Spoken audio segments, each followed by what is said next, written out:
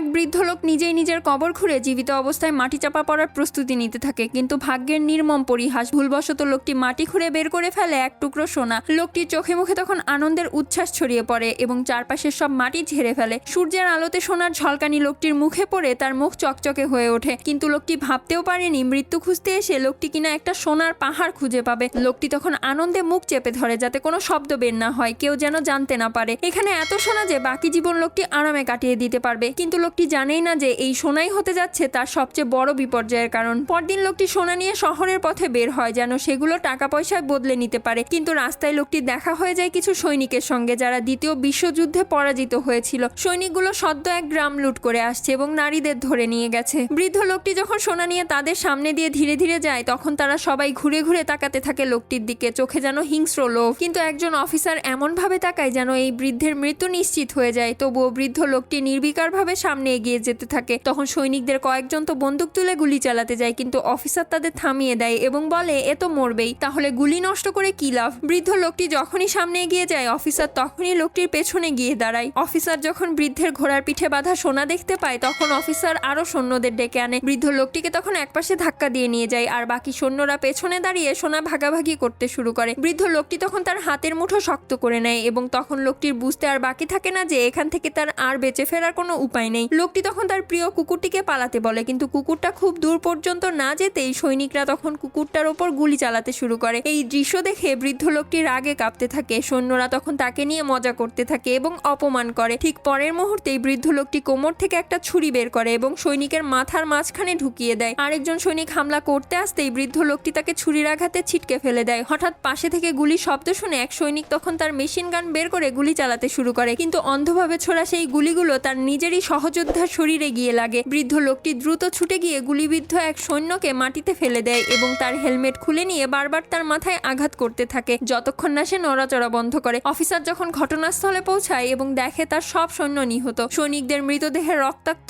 অবস্থা দেখে অফিসার বুঝতে পারে এই বৃদ্ধ লোকটি কোনো সাধারণ মানুষ নয়। তখনই পাশে একমাত্র জীবিত সৈন্যটি বাঁচানো সোনা অফিসারের হাতে তুলে দেয়। অফিসার তখন সেই সোনা হাতে নিয়ে দেখতে থাকে। অফিসার তখন সব বুঝে যায়, বৃদ্ধ লোকটি সেই সোনার পাহাড় নিয়ে পালাচ্ছে। অফিসারের চোখে তখন লোভের তীব্র ঝলক। ধনী হওয়ার এরকম সুযোগ বারবার আসে না। এদিকে বৃদ্ধ লোকটি তখন ঘোড়া নিয়ে পালায়। হঠাৎ বৃদ্ধ লোকটির কানে আসে ভারী আওয়াজ, যা ট্যাঙ্কের গর্জন। লোকটি তখন পেছনে তাকিয়ে দেখে ট্যাঙ্ক এসে গেছে আর তারা ঠিক তার পেছনে। তখনই লোকটির বুক কেঁপে ওঠে এবং লোকটি বুঝে যায় এইবার পরিস্থিতি সত্যি ভয়াবহ হতে যাচ্ছে। আর বৃদ্ধ লোকটি সেখানে এক মুহূর্ত দেরি না করে সে পালাতে শুরু করে আরো দ্রুত গতিতে। পরের ভিডিওটি দেখার জন্য প্লিজ সাবস্ক্রাইব।